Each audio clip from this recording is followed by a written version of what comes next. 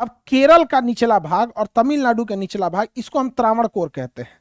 केरल और तमिलनाडु के निचले भाग को, कॉमन भाग को हम क्या कहते हैं? त्रावणकोर। क्या कहेंगे? त्रावणकोर कहेंगे, त्रावणकोर। डेनमार्क वाले जो आए थे सब ना, उन्होंने यहीं पे अपना अड्डा बनाया था त्रावणकोर के पास, आसपास में। त्रावणकोर की एक बहुत खराब इतिहास है। यहाँ पर दलित महिलाओं के साथ एक बहुत बुरा अत्याचार होता था त्रावणकोर में। मूला कर्म नाम था उसका।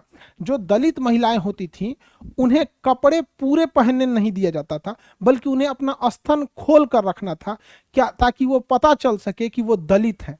तो दलित महिलाओं के साथ सबसे ज्यादा अगर कहीं अत्याचार देखा गया था इतिहास में, जो बहुत बुरा था, जो भारत की संस्कृति पर धब्बा लगा दिया, मूला कर्म।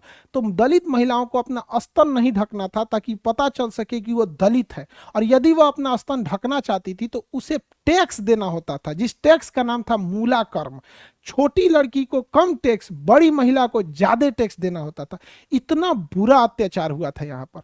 इतना त्रावणकोर में, ये कहाँ पे था ये एरिया? ये त्रावणकोर का एरिया केरल और तमिलनाडु का दक्षिणी भाग कहलाता है। तो बताइए, हमारे देश में भी ना अजीब अजीब चीज मिलेगा। हमारे यहाँ आपको ना विडंबनाएं बहुत ज्यादा मिलेगी। एक और हम लोग महिलाओं का पूजा करेंगे, महिलाओं को कहेंगे देवी के समान है, लेकिन फिर वहीं पे हमारे इतिहास में वर्णन मिलेगा सती प्रथा के नाम पे, जिंदा जलाने की परंपरा। वहीं पे आपको यहाँ मिल गया मूला कर्म नाम की चीज।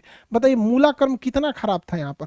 बाद में वहां पर एक महिला थी, उसने अपना स्तन काट दिया, और उसके बाद उसके पति ने क्या कर दिया, उसके साथ उसने उसने भी चिता में जल के मर गया। बाद में राजा ने इसका मतलब क्या किया, इस कर को हटाया। लेकिन ये हमारे देश में आप किसी चीज को हटा सकते हैं, इतिहास से आप किसी चीज को नहीं हटा सकते। तो ये इतना बुरा हाल हो गया।